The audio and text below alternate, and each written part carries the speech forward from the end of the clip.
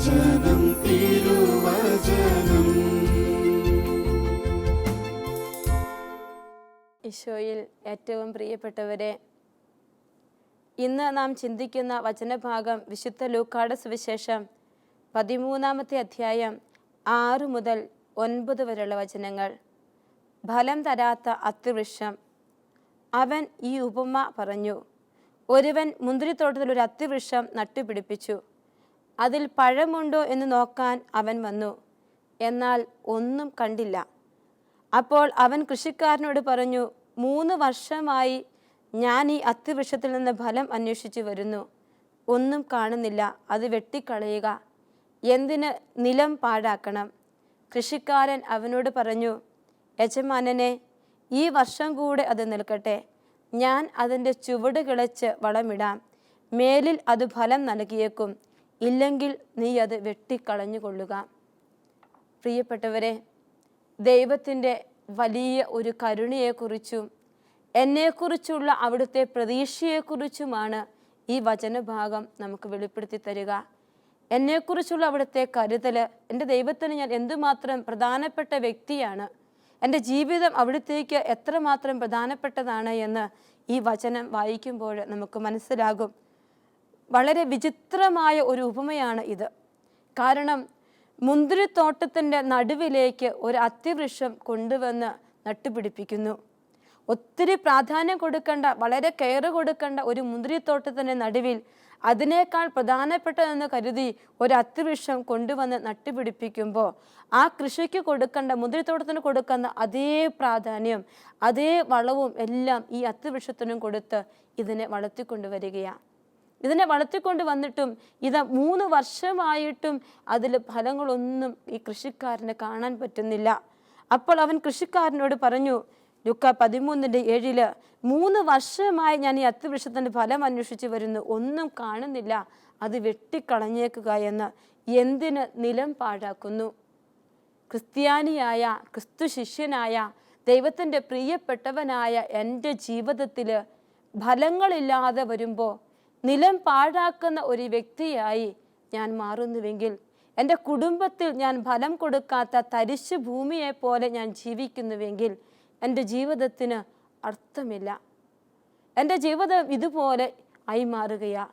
ഞാൻ എനിക്ക് വേണ്ടതെല്ലാം സ്വീകരിച്ച് മുന്നോട്ട് പോകുമ്പോഴും, എല്ലാം മറ്റുള്ളവരിൽ നിന്ന് വലിച്ചെടുത്ത് ഞാൻ മുന്നോട്ട് പോകുമ്പോഴും എൻ്റെ ജീവിതത്തിൽ നിന്ന് കൊടുക്കേണ്ടതൊന്നും ഞാൻ കൊടുക്കുന്നില്ല എങ്കിൽ, പ്രിയപ്പെട്ടവരെ, ഫലം നൽകാത്ത അത്തിവൃക്ഷത്തെ വെട്ടിക്കളയാൻ തമ്പുരാൻ പറഞ്ഞതുപോലെ, യജമാനൻ പറഞ്ഞതുപോലെ എൻ്റെ ജീവിതത്തെയും വെട്ടിക്കളയാനായിട്ട് അവിടുന്ന് താല്പര്യപ്പെടും.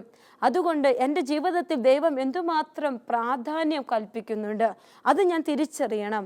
എൻ്റെ ജീവിതത്തിൽ ദൈവത്തിന് ഒരു പദ്ധതിയുണ്ട്. എൻ്റെ ജീവിതത്തെക്കുറിച്ച് നാം വായിക്കുന്നുണ്ട്. ജെറമ്യാ പ്രവാചകന്റെ പുസ്തകം 29-ാം അധ്യായം 11-ാമത്തെ വചനം. നിങ്ങളെക്കുറിച്ചുള്ള പദ്ധതി എൻ്റെ മനസ്സിലുണ്ട്, നിങ്ങളുടെ നാശത്തിനല്ല ക്ഷേമത്തിനുള്ള പദ്ധതിയാണ്, നിങ്ങൾക്ക് ശുഭമായ ഭാവിയും പ്രത്യാശയും നൽകുന്ന പദ്ധതിയെന്ന്. നമ്മളെക്കുറിച്ചൊരു പദ്ധതിയൊക്കെ അവിടുന്ന് തയ്യാറാക്കി അവിടുന്ന് ഈ മുന്തിരിത്തോട്ടത്തിൻ്റെ നടുവിലേക്ക്, ഈ ജീവിതത്തിലെ മുന്തിരിത്തോട്ട നടുവിലേക്ക്, ക്രിസ്തീയ സഭയിലേക്ക്, കത്തോലിക്ക സഭയിലേക്കൊക്കെ എന്നെ നട്ടുപിടിപ്പിച്ച് വെച്ചിട്ട് എൻ്റെ ജീവിതത്തിൻ്റെ ഒരു ഫലങ്ങളും ഉണ്ടാവുന്നില്ല എങ്കിൽ ഞാൻ തരിശു ഭൂമി പോലെ, വെറും ഫലം പുറപ്പെടുവിക്കാൻ പറ്റാത്ത ഒരു നിലം പോലെ ഞാൻ നിൽക്കുന്നുവെങ്കിൽ എൻ്റെ ജീവിതത്തിൽ ഇതാ വെട്ടാൻ പോകുന്ന ഒരു സമയമായി മാറിയിരിക്കുന്നു. എൻ്റെ ജീവിതത്തിൻ്റെ താഴ്ചയിലേക്കോ കുറവുകളിലേക്കോ എൻ്റെ ജീവിതത്തിൽ ഇല്ലായ്മ സംഭവിക്കാൻ പോകുന്ന ഒരവസ്ഥയാണ് നമ്മൾ തിരിച്ചറിയണം. യജമാനൻ്റെ കരുണ കൊണ്ട് മാത്രമാണ് ഇന്നും ഞാൻ നിൽക്കുന്നത്. ഈ വചനം വായിക്കുമ്പോൾ നമ്മൾ അനുദപിക്കാനായിട്ട് തയ്യാറാവണം, തിരിച്ചു വരാൻ തയ്യാറാവണം. ജീവിതത്തിൽ ഫലം പുറപ്പെടുവിക്കാൻ സന്നദ്ധതയുള്ള വ്യക്തികളായിട്ട് നമ്മൾ മാറണം. നമ്മുടെ കൃഷിത്തോട്ടത്തിലും നമുക്കറിയാം നല്ല കൃഷിയാണ്. നമ്മൾ ഒത്തിരി ചെടികളെല്ലാം വെച്ച് പിടിപ്പിക്കല്ലേ, നെല്ല് വെക്കുമ്പം അല്ലെങ്കിൽ ഒരുപാട് മറ്റ് നല്ല ചെടികളും പയറും വിത്തുകളും ഒക്കെ ഇടുമ്പോഴും അതിൻ്റെ ഇടയിൽ കളകൾ വന്നിട്ടുണ്ട് എങ്കിൽ നമ്മൾ എങ്ങനെയെങ്കിലും ഈ പയറിൻ്റെ ഇടയിലൊക്കെ നിൽക്കുന്ന കളകളെ പറിച്ചു മാറ്റും. കാരണം പയറിന് കൊടുക്കുന്ന അതേ ഗുണം ഈ കളകൾ വലിച്ചെടുത്താൽ പയർ വേണ്ടത്ര ഫലം പുറപ്പെടുവിക്കില്ല. വളരെ ശ്രദ്ധയോടെ നമ്മൾ വളങ്ങളെല്ലാം ഇട്ടുകൊടുത്ത് അതിനെ വളർത്തിക്കൊണ്ടുവരും. കൃഷിക്കാരായ നമുക്കറിയാം, ഒരു സസ്യം നട്ടാൽ അത് ഫലം പുറപ്പെടുവിക്കാനായിട്ട് നമ്മൾ എന്തുമാത്രം കെയർ എടുക്കുന്നു, ശ്രദ്ധ കൊടുക്കുന്നുവെന്ന്. അങ്ങനെയെങ്കിൽ ദൈവമായ കർത്താവ് ഇതാ മുന്തിരിത്തോട്ടത്തിന് നടുവിൽ ദൈവത്തിൻ്റെ സ്വന്തം സഭയിൽ, ക്രിസ്തീയ സഭയിൽ അവിടുത്തെ പ്രിയപുത്രനെ നാമം വഹിക്കുന്നവരായി ക്രിസ്ത്യാനികളായി മാറിക്കൊണ്ട് ജീവിക്കാൻ ഈ ഭൂമിയിൽ എനിക്കൊരവസരം തന്നിട്ട് എൻ്റെ ജീവിതത്തിൽ എന്തുമാത്രം ഫലങ്ങളുണ്ട് എന്ന് നമ്മൾ ചിന്തിക്കണം. തമ്പുരാൻ പറയുകയാ, നീ എനിക്ക് ഏറ്റവും വിലപ്പെട്ടവനാ. അത്രമാത്രം വിലപ്പെട്ടവനായതുകൊണ്ടാണ് ഈ ഒരു സ്ഥാനം നിനക്ക് ഞാൻ വെച്ചിരിക്കുന്നതെന്ന് തമ്പുരാൻ പറയുന്നു.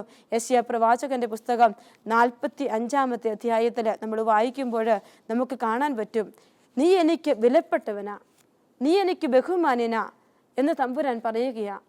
നിന്റെ ജീവിതത്തെ എനിക്ക് അത്രയും വിലയുള്ളതാണെന്ന് വചനം തമ്പുരാൻ പറയുന്നുണ്ട്. യെശയ്യാ പ്രവാചകന്റെ പുസ്തകം 43-ാമത്തെ അധ്യായം 4-ാമത്തെ വചനത്തിലും നാം കാണുന്നു, നീ എനിക്ക് വിലപ്പെട്ടവനും ബഹുമാന്യനും പ്രിയങ്കരനുമായതുകൊണ്ട് നിനക്ക് പകരമായി മനുഷ്യരെയും നിന്റെ ജീവന് പകരമായി ജനതകളെയും ഞാൻ നൽകുന്നുവെന്ന്. പ്രിയപ്പെട്ടവരെ, എന്നെ എന്തുമാത്രം പ്രിയപ്പെട്ടതായി കരുതിയിട്ട അവിടുന്ന് ഈ ഒരു പ്രാധാന്യം എനിക്ക് തരുന്നത്. എൻ്റെ ജീവിതത്തിൽ ഈ മധ്യവൃക്ഷത്തെ മുന്തിരിത്തോട്ടം നടുവിൽ കൊണ്ടുപോയി വെച്ചതുപോലെ തമ്പുരാൻ എന്നെ കൊണ്ടുപോയി വെച്ചിരിക്കുകയാണ്. അവിടത്തേക്ക് എന്നെക്കുറിച്ച് ഒരു വലിയ ആഗ്രഹമുണ്ട്.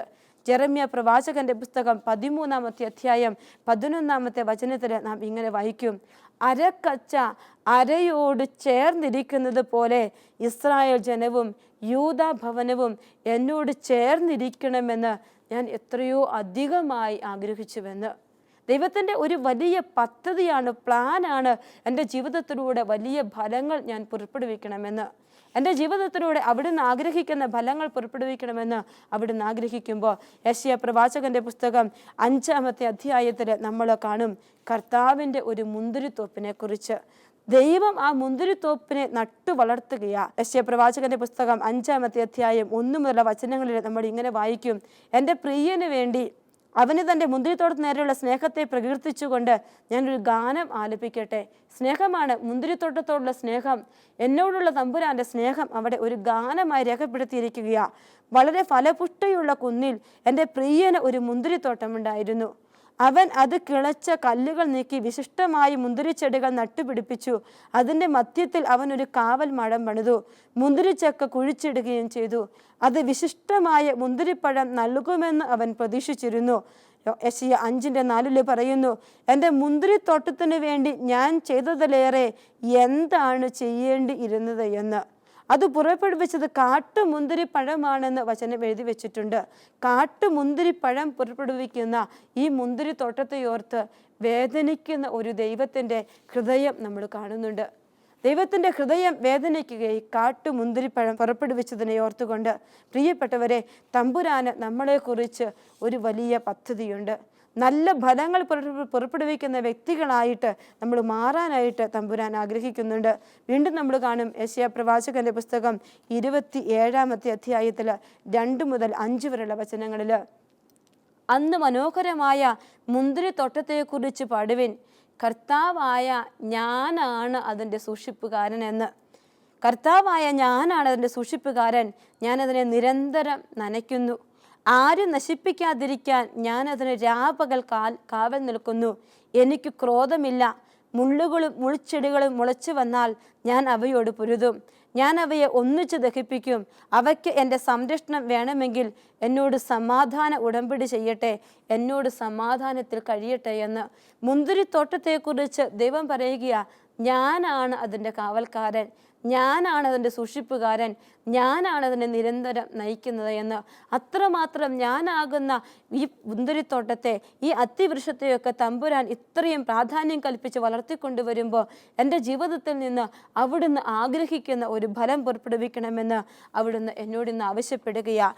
ഫലം പുറപ്പെടുവിക്കുന്നില്ല എങ്കിൽ എൻ്റെ ജീവിതത്തിൽ കൃപകൾ കുറഞ്ഞു പോകും. അരക്കച്ച അരയോട് ചേർന്നിരിക്കുന്നില്ലെങ്കിൽ അരക്കച്ച ഊർന്ന് താഴെ പോകുന്നത് പോലെ തന്നെ എൻ്റെ ദൈവത്തോട് ഞാനിങ്ങനെ ചേർന്നിരിക്കണം. ദൈവത്തോട് ചേർന്നിരുന്നിട്ട് ഫലം പുറപ്പെടുവിക്കാനായിട്ട് നമുക്ക് സാധിക്കണമെന്ന് വചനം നമ്മളെ പഠിപ്പിക്കുന്നുണ്ട്. നക്ഷത്രങ്ങളെക്കുറിച്ച് പറയുമ്പോൾ ഇങ്ങനെ എഴുതി വെച്ചിട്ടുണ്ട്, തങ്ങളെ സൃഷ്ടിച്ചവന് വേണ്ടി തങ്ങളുടെ യാമങ്ങളിൽ അവർ സന്തോഷത്തോടെ മിന്നിത്തിളങ്ങിയെന്ന്. ജീവനില്ലാത്ത ഒരു വസ്തു തങ്ങളെ സൃഷ്ടിച്ച ദൈവത്തിന് വേണ്ടി സന്തോഷത്തോടെ മിന്നിത്തിളങ്ങിയെന്ന് വചനം നമ്മളെ പഠിപ്പിക്കുന്നുണ്ട് എങ്കിൽ എൻ്റെ പ്രിയപ്പെട്ടവരെ, എൻ്റെ ദൈവത്തിന് വേണ്ടി മിന്നിത്തിളങ്ങുന്ന ഒരു ജീവിതം, വർണ്ണാഭമായ സുന്ദരമായ ഒരു ജീവിതം ഞാൻ കാഴ്ചവെക്കണം. അതാണ് എൻ്റെ ജീവിതത്തിലൂടെ കൊടുക്കേണ്ട ഒരു ഫലം എന്ന് പറയുക. നീ നിൽക്കുന്ന നിലത്തെ നീ പാഴാക്കരുത്. ഒരു ക്രിസ്ത്യാനിയാണ് എങ്കിൽ എൻ്റെ ജീവിതത്തിൽ നിന്ന് തെറ്റായ ഫലങ്ങളാണ് പുറപ്പെടുവിക്കുന്നത് എങ്കിൽ മറ്റു വ്യക്തികൾ എന്നെ കണ്ടിട്ട് പറയും, ഞാൻ ഈ നിലം പാഴാക്കിയിരിക്കുന്നു, ഞാൻ മൂലം എൻ്റെ സഭ, എൻ്റെ പള്ളി, എൻ്റെ ഇടവക, എൻ്റെ സമൂഹം ഇതാ ദുഷിച്ചു പോയിരിക്കുന്നുവെന്ന്. ഞാൻ പുറപ്പെടുവിച്ചത് നല്ല ഫലമല്ല, ഫലമില്ലാത്ത വ്യക്തിയായി ഞാൻ മാറി. ഇടതൂർന്ന് ഫലങ്ങൾ ഉണ്ടെന്ന് വിചാരിക്കുമാറ് ഞാൻ ഇടതൂർന്ന് ഇലകൾ കൊണ്ട് നിൽക്കുന്ന സമൃദ്ധിയായ ഒരു അത്തിവൃക്ഷമാണെങ്കിലും ഫലമില്ലെങ്കിൽ അതിനെ വെട്ടിക്കളഞ്ഞേ പറ്റൂ, അതിനെ കരിച്ചു കളഞ്ഞേ പറ്റൂ, അതിനെ നശിപ്പിച്ച് കളഞ്ഞേ പറ്റൂ. നിലം പാഴാക്കുന്ന ഒരവസ്ഥയിലേക്ക് അത് പോകും. എന്നാൽ ഇവിടെ തമ്പുരാൻ യജമാനൻ പറഞ്ഞു, നിലം പാഴാക്കാതെ അതിനെ വെട്ടിക്കളയണമെന്ന്. അപ്പോൾ ലൂക്കാ 13:8 വചനം പറയുന്നു, കൃഷിക്കാരൻ അവനോട് പറഞ്ഞു, യജമാനനെ, ഈ വർഷം കൂടെ അത് നിൽക്കട്ടെ, ഞാൻ അതിൻ്റെ ചുവട് കിളച്ച് വളമിടാം. ഒരു സെക്കൻഡ് ചാൻസ് ഈശോ എനിക്ക് തരികയാണ്. എൻ്റെയും നിങ്ങളുടെയും ജീവിതത്തിൽ ഒരു സെക്കൻഡ് ചാൻസ് ഈശോ തരുന്നുണ്ട്. സമൃദ്ധമായ ഫലം പുറപ്പെടുവിക്കാൻ ഒരു സെക്കൻഡ് ചാൻസ് ഈശോ നമുക്ക് തരുന്നു. വീണ്ടും നമ്മൾ കാണും, ഈശോയെ ഒറ്റ കൊടുക്കാനായിട്ട് യൂദാസ് തീരുമാനിച്ചു. ഈശോയുടെ അത്താഴ മേശയിൽ ഇരിക്കുമ്പോഴും ഈശോയുടെ മനസ്സിൽ യൂദാസ് ഒറ്റിക്കൊടുക്കുമെന്ന് ഈശോയ്ക്കറിയാം. പക്ഷെ ആ ഭക്ഷണമേശയിൽ വെച്ച് ഈശോ ഒരിക്കൽ പോലും വ്യക്തമായി പറയുന്നില്ല, യൂദാസെ നീ എന്നെ ഒറ്റിക്കൊടുക്കും, യൂദാസ് എന്നെ ഒറ്റിക്കൊടുക്കുമെന്ന് ഈശോ പറയുന്നില്ല. എന്തുകൊണ്ടാണ് ഈശോ അങ്ങനെ പറയാത്തത്? ഈശോയ്ക്ക് എല്ലാവരും പ്രിയപ്പെട്ടവരാ. തൻ്റെ യൂദാസ് ഒരു നിമിഷമെങ്കിലും മനസ്സൊന്ന് തിരിഞ്ഞു വന്നിട്ട് ഒരു പക്ഷേ താൻ ചെയ്യാനിരിക്കുന്ന പ്രവൃത്തി ഉപേക്ഷിച്ചാൽ, പിന്നീട് ഒരിക്കൽ ശിഷ്യർ അവനെ കുറ്റപ്പെടുത്തിയാലോ അതുപോലും ഈശോ മനസ്സിൽ കണ്ടിട്ട് ഈശോ പേര് പറയുന്നേയില്ല. അനുദപിക്കാൻ ഒരു ആഹ്വാനം കൊടുക്കുമ്പോഴും പേര് പോലും പറയാതെ കരുണയോടെ ഒരു സെക്കൻഡ് ചാൻസ് അവൻ്റെ ജീവിതത്തിലേക്ക് ഇട്ടുകൊടുക്കുന്ന, അവനെ കരുതുന്ന, സ്നേഹിക്കുന്ന ഒരു ഈശോയെ നമുക്ക് കാണാൻ പറ്റും. ഇതുപോലെ കരുതൽ, ഒരു കരുണ, സ്നേഹം ഈശോ എനിക്ക് തരുന്നുണ്ട്. എൻ്റെ ജീവിതത്തിൽ നിന്ന് നന്മയുടെ ഫലങ്ങൾ പുറപ്പെടുവിക്കാൻ, കൃപയുടെ ഫലങ്ങൾ പുറപ്പെടുവിക്കാൻ. അത് എൻ്റെ ഈശോ എന്നിൽ നിന്ന് ആവശ്യപ്പെടുന്നതാ. ഒരു തിരിച്ചു വരവിന് വേണ്ടി ഈശോ കാത്തിരിക്കുകയാ. ഒരു വിധത്തിലും എന്നെ മുറിപ്പെടുത്താത്ത, എന്നെ വ്രണപ്പെടുത്താത്ത ഒരു തമ്പുരാൻ. വീണ്ടും എനിക്ക് എന്തെങ്കിലും നന്മയുണ്ടാകുമെന്ന് വിചാരിച്ച് കാത്തിരിക്കുക. അവൻ കടന്നു വരുന്നില്ല, അവൻ ആർത്തിയോടെ വലിച്ചു പറിക്കുന്നില്ല. അവൻ കാത്തിരിക്കുക നിനക്ക് വേണ്ടി, നീ ഒന്ന് വരാനായിട്ട്. ഒരു സെക്കൻഡ് ചാൻസ് തന്ന് അവൻ നിൻ്റെ കൂടെ ഇരിക്കുന്നതായി വചനം നമ്മളെ പഠിപ്പിക്കുന്നുണ്ട്. പ്രിയപ്പെട്ടവരെ, നമ്മൾ പുറപ്പെടുവിക്കേണ്ട ഫലങ്ങളെന്ന് പറയുക ദൈവത്തിൻ്റെ പ്രവൃത്തികൾ ചെയ്യുന്ന ഫലങ്ങളായിരിക്കണം. എൻ്റെ ജീവിതത്തിൽ നിന്ന് ഞാൻ പുറപ്പെടുവിക്കേണ്ട ഫലങ്ങൾ ദൈവത്തിൻ്റെ പ്രവൃത്തികൾ ചെയ്യുന്ന ഫലങ്ങളാണ്. അത് എങ്ങനെയാണ് നമുക്ക് ചെയ്യാനായിട്ട് പറ്റുക? രണ്ട് വിധത്തിൽ ഞാൻ ചെയ്യുന്ന പ്രവൃത്തികൾ ദൈവത്തിൻ്റെ പ്രവൃത്തികളാണോ, ദൈവത്തിൻ്റെ പ്രവൃത്തികൾ ചെയ്യുന്ന വഴി യഥാർത്ഥ ഫലം ഞാൻ പുറപ്പെടുവിക്കുന്നുണ്ടോ എന്ന് നമ്മുടെ ജീവിതത്തിൽ നമുക്ക് മനസ്സിലാക്കാനായിട്ട് പറ്റും. രണ്ടാമത് ഈശോ ഒരു കരുണ കാണിച്ചപ്പോൾ, ഒരു സെക്കൻഡ് ചാൻസ് തന്നപ്പോൾ നമുക്ക് ഇങ്ങനെയൊന്ന് ചിന്തിക്കാം.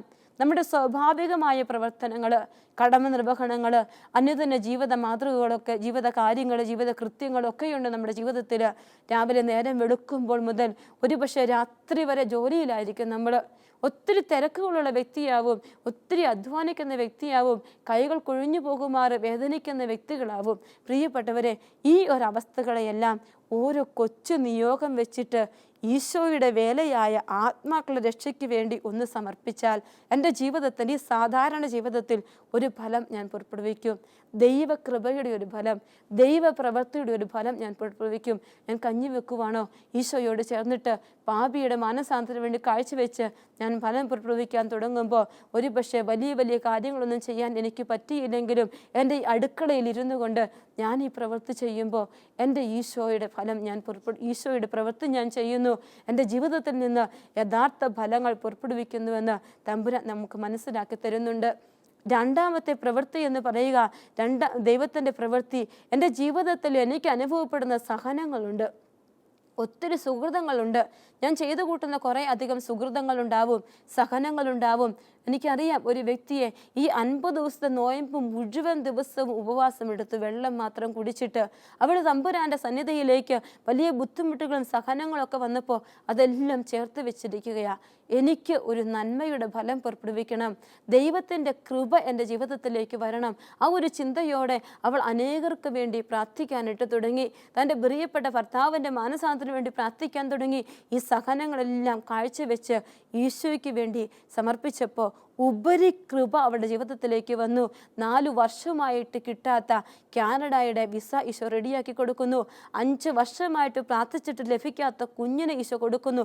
ഇതെല്ലാം ഈ 50 ദിവസത്തിനുള്ളിൽ ഈശോ ചെയ്തു കൊടുക്കുകയാണ്. ജീവിതത്തിൻ്റെ സഹനങ്ങളും സുഹൃതങ്ങളും ഒക്കെ ഈശോയുടെ സന്നിധിയിലേക്ക് ചേർത്ത് വെച്ചിട്ട് അവന് സമർപ്പിക്കുമ്പോൾ ഉപരി കൃപ ഈശോ തരുന്നത്. ഈശോ നമ്മുടെ ജീവിതത്തിൽ ഈശോയ്ക്ക് വേണ്ടി ഫലം പുറപ്പെടുവിക്കാൻ ഞാൻ തുടങ്ങുമ്പോൾ ഈശോ എൻ്റെ ജീവിതത്തിൽ ഫലം പുറപ്പെടുവിക്കാൻ തുടങ്ങും. ഞാൻ പോലും അറിയാതെ എൻ്റെ ജീവിതത്തിൻ്റെ സങ്കടങ്ങളിലെ വലിയ വേദനകളെ ഈശോ കണ്ടിട്ട് ഈശോ ഫലം പുറപ്പെടുവിക്കും. ഈശോ കടന്നു വരും നമ്മുടെ ജീവിതത്തിലേക്ക്. പുതിയ ഫലങ്ങൾ പുറപ്പെടുവിക്കാൻ നമ്മൾ ആഗ്രഹിക്കണം. ഈശോയ്ക്ക് വേണ്ടി ഫലങ്ങൾ പുറപ്പെടുവിക്കാൻ നമ്മൾ ആഗ്രഹിക്കുമ്പോൾ നമ്മുടെ ജീവിതത്തിൽ പുതിയ പുതിയ ഫലങ്ങൾ, ഓരോ ദിവസവും പുതിയ പുതിയ ഫലങ്ങൾ പുറപ്പെടുവിക്കാനായി ഈശോ കടന്നു വരും. ആ ഈശോയുടെ സന്നിധിയിൽ ഇരിക്കുമ്പോൾ ഇത്രമാത്രം പ്രധാനപ്പെട്ടതായി ഞാനാകുന്ന മുന്തിരിത്തോട്ടത്തെ ഈശോ കരുതുമ്പോൾ, ഈശോ കാണുമ്പോൾ എൻ്റെ ജീവിതത്തെ ഈശോയോടൊന്ന് ചേർത്ത് വെച്ചിട്ട് ജീവിതത്തിൻ്റെ സഹനങ്ങളെ കർത്താവിന് കൊടുക്കണം. 3-ാമത്തെ പ്രവൃത്തി, ദൈവകൃപയുടെ നേരിട്ടുള്ള ചാനലായ എൻ്റെ കൂദാശകളുടെ സ്വീകരണം, ദിവ്യബലിയിലുള്ള പങ്കുചേരൽ, ഇവയൊക്കെ സ്വർഗീയ കൃപയാക്കി എനിക്ക് മാറ്റാൻ പറ്റണം.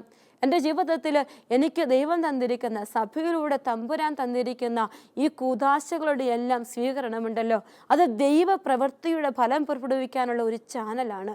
എൻ്റെ ജീവിതത്തിൽ ദൈവപ്രവൃത്തിയുടെ ഫലം പുറപ്പെടുവിക്കാനുള്ള ചാനലാണ്. രോഗിലേപനം എന്ന കൂദാശ ഞാൻ സ്വീകരിക്കുമ്പോൾ എൻ്റെ രോഗത്തിൻ്റെ പിടകളിൽ നിന്ന് തമ്പുരാൻ എനിക്ക് മോചനം തരികയാണെങ്കിൽ അവനെ മഹത്വപ്പെടുത്തുവാൻ ഉള്ള ഒരു സാധ്യതയാണ്, ഒരു ചാനലാണത്. ഓരോ കൂദാശകളും അതിനുള്ള ചാനലുകളാണ്. വിശുദ്ധ കുർബാന എന്ന് പറയുക ഈശോയോട് ഒന്നായിട്ടിരിക്കാനുള്ള ഒരു ചാനലാണ്. ദൈവകൃപയുടെ ഫലങ്ങൾ പുറപ്പെടുവിക്കാനുള്ള ചാനലാണ്. ജീവിതത്തിൻ്റെ ഗതിവിഗതികളെ നിയന്ത്രിക്കാനായിട്ട് എൻ്റെ ജീവിതത്തിലെ കുറവുകളും പാപങ്ങളും ഒക്കെ വരുമ്പോൾ ഞാൻ ഓടിച്ചെന്ന് ഈശോയുടെ പക്കൽ കുമ്പസാരിച്ച് എൻ്റെ ജീവിതത്തെ ഒന്ന് നേരായ വഴിക്ക് കൊണ്ടുപോകാൻ ഈശോ തരുന്നതാണ് കുമ്പസാരം എന്ന കൂദാശ. പ്രിയപ്പെട്ടവരെ, ഈ ചാനലുകളെയൊക്കെ സ്വർഗീയ കൃപകൾ സമ്മാനിക്കാനുള്ള വഴികളായിട്ട് ഈ കൂദാശകളെ ഞാൻ കാണണം. ഈ കൂദാശകളും എൻ്റെ ജീവിതത്തിലേക്ക് വരുമ്പോൾ ഈശോ ആഗ്രഹിക്കുന്ന ഫലങ്ങൾ എൻ്റെ ജീവിതത്തിലൂടെ പുറപ്പെടുവിക്കാനായിട്ട് എനിക്ക് സാധിക്കുമെന്ന് ഈശോ നമ്മളെ പഠിപ്പിക്കുന്നുണ്ട്. നമ്മുടെ ജീവിതത്തിൽ ലോകത്തിലുള്ള എല്ലാ നന്മകളും ഒന്നിച്ചെടുത്താലും ഒരൊറ്റ വിശുദ്ധ കുർബാനയ്ക്കുള്ള വില അവയ്ക്കൊന്നിനും ഉണ്ടാവില്ല എന്ന് വിശുദ്ധർ നമ്മളെ പഠിപ്പിക്കുന്നുണ്ട്. എന്താണ് കാരണമെന്ന് ചോദിച്ചാൽ, വിശുദ്ധ കുർബാന ഒഴിച്ച് മറ്റെല്ലാ പ്രവൃത്തികളും മനുഷ്യരുടെ പ്രവൃത്തിയും, വിശുദ്ധ കുർബാന ദൈവത്തിൻ്റെ പ്രവൃത്തിയുമാണ്. പ്രിയപ്പെട്ടവരെ, ദൈവകൃപയുടെ ചാനലുകൾ നമ്മുടെ ജീവിതത്തിലേക്ക് വരുമ്പോൾ നമ്മുടെ ജീവിതത്തിൽ ഒരു ഫലങ്ങൾ പുറപ്പെടുവിക്കും. അപ്പൻ്റെ മക്കളായിട്ട് നമ്മൾ മാറും. അപ്പൻ്റെ വഴികളിലൂടെ നമ്മൾ സഞ്ചരിക്കാൻ തുടങ്ങും. അപ്പൻ ആഗ്രഹിക്കുന്ന ഫലങ്ങൾ പുറപ്പെടുവിക്കാൻ തുടങ്ങും. ഈ ഒരു സെക്കൻഡ് ചാൻസ് നമുക്ക് ഉപയോഗിക്കണം. ഇന്ന് വരെ നമ്മുടെ ജീവിതത്തിൽ ശരിയായ ഫലങ്ങൾ പുറപ്പെടുവിക്കാൻ നമുക്ക് പറ്റിയിട്ടില്ലെങ്കിൽ, നമ്മുടെ ജീവിതത്തിൽ കുറവുകൾ വന്നു പോയിട്ടുണ്ടെങ്കിൽ അതെല്ലാം തമ്പുരാൻ്റെ പക്കലേക്ക് ചേർത്ത് വെച്ചിട്ട്, തമ്പുരാനെ എൻ്റെ ജീവിതത്തിൽ അവിടുന്ന് പുതിയ വളങ്ങൾ ഇടണമേ എന്ന് പ്രാർത്ഥിക്കണം. ലൂക്കായുടെ സുവിശേഷം 13-ാമത്തെ അധ്യായം 9-ാമത്തെ വചനത്തിൽ ഇങ്ങനെ പറയുന്നുണ്ട്, 8-9 വചനങ്ങൾ. യജമാനനെ, ഈ വർഷം കൂടെ അത് നിൽക്കട്ടെ, ഞാൻ അതിൻ്റെ ചുവട് കിളച്ച് വളമിടാമെന്ന്. ഒരു കുഞ്ഞ് പറിച്ച് നടിയിൽ, ഒരു കിളയ്ക്കൽ തൈകളൊക്കെ പൊട്ടി വളർന്നിട്ടുണ്ടെങ്കിൽ അതെല്ലാം പറിച്ചു മാറ്റി നടുന്ന ഒരവസ്ഥ. എൻ്റെ ജീവിതത്തിൻ്റെ സുഹൃതങ്ങളെ ഈശോയുടെ പക്കലേക്ക് കൊണ്ടുപോയി സമർപ്പിക്കണം. ഓരോ ദിവസവും ഉള്ള സുഹൃതങ്ങൾ ഇങ്ങനെ അടുക്കി സഞ്ചിയിലാക്കി വെച്ചിട്ട് അത് ഈശോയ്ക്ക് അങ്ങ് കൊടുക്കണം. ഈശോയ്ക്ക് കൊടുത്തു കഴിയുമ്പോൾ ഒരു വളമിടലിൻ്റെ അനുഭവം, ഒരു പുഷ്ടിപ്പെടലിൻ്റെ അനുഭവം എനിക്കുണ്ടാകാൻ തുടങ്ങും. ഈശോയ്ക്ക് വേണ്ടി സഹനങ്ങൾ ഏറ്റെടുക്കാൻ തുടങ്ങുമ്പോൾ എൻ്റെ ജീവിതത്തിൽ ഈ സെക്കൻഡ് ചാൻസിൻ്റെ ഫലം പുറപ്പെടുവിക്കലാണ് ഞാൻ കാണുക. പ്രിയപ്പെട്ടവരെ, ഈ ഒരു വലിയ ചിന്ത നമ്മുടെ മനസ്സിലുണ്ടാവട്ടെ. ഈ ഒരു വലിയ ചിന്ത നമ്മുടെ ജീവിതത്തിൽ ഉണ്ടാവാൻ ആഗ്രഹിച്ച് നമുക്ക് പ്രാർത്ഥിക്കാം. നല്ല തമ്പുരാനെ, എൻ്റെ ജീവിതത്തിലേക്ക് അവിടുന്ന് ദൈവകൃപയുടെ ഫലം പുറപ്പെടുവിക്കാനുള്ള അനുഗ്രഹം എനിക്ക് തരണമേ എന്ന് പ്രാർത്ഥിക്കാം. ഈശോയുടെ പക്കൽ കണ്ണുകൾ അടച്ച് കരങ്ങൾ കൂട്ടിപ്പിടിച്ച് നമുക്ക് പ്രാർത്ഥിക്കാം. നല്ല ഈശോയെ, ഫലം തരാത്ത അത്തിവൃക്ഷത്തെ വെട്ടിക്കളയാൻ യജമാനൻ കൽപ്പിക്കുമ്പോൾ കൃഷിക്കാരൻ പറഞ്ഞു, ഒരിക്കൽ കൂടി അതിൻ്റെ ചുവട് കിളച്ച് വളമിടാമെന്ന്. ഈശോയെ, നീ എൻ്റെ ജീവിതത്തിൽ നിന്ന് ഇപ്പോഴും ആഗ്രഹിക്കുന്ന ഫലങ്ങൾ പുറപ്പെടുവിക്കാൻ പലപ്പോഴും എനിക്ക് സാധിക്കാതെ പോയിട്ടുണ്ട്. എൻ്റെ ജീവിതത്തിൽ ഫലം പുറപ്പെടുവിക്കാത്ത പല മേഖലകളുണ്ട്. എൻ്റേതായ സ്വാർത്ഥ താല്പര്യങ്ങളിലും എനിക്ക് വേണ്ടി മാത്രവുമൊക്കെ ഞാൻ ജീവിച്ചപ്പോൾ പലപ്പോഴും നന്മയുടെ ഫലങ്ങൾ പുറപ്പെടുവിക്കാൻ എനിക്ക് പറ്റാതെ പോയി. നല്ല ഈശോയെ, ദൈവകൃപയുടെ പ്രവൃത്തികൾ ചെയ്ത് നന്മയുടെ ഫലങ്ങൾ പുറപ്പെടുവിക്കുവാൻ നീ എന്നെ അനുഗ്രഹിക്കണം ഈശോ. നീ എൻ്റെ കൂടെ ഇരിക്കണം ഈശോയെ. പുതിയ ഫലങ്ങൾ പുറപ്പെടുവിക്കുന്ന പുതിയ വ്യക്തിത്വത്തിൻ്റെ ഉടമകളായി, പുതിയ കരുണയുടെ ഉറവിടങ്ങളായി ഞങ്ങൾ മാറുവാൻ ഞങ്ങളെ അനുഗ്രഹിക്കണമേ എന്ന് പ്രാർത്ഥിക്കുന്നു. നിത്യം പിതാവും പുത്രനും പരിശുദ്ധാത്മാവുമായ സർവേശ്വര, ആമേൻ.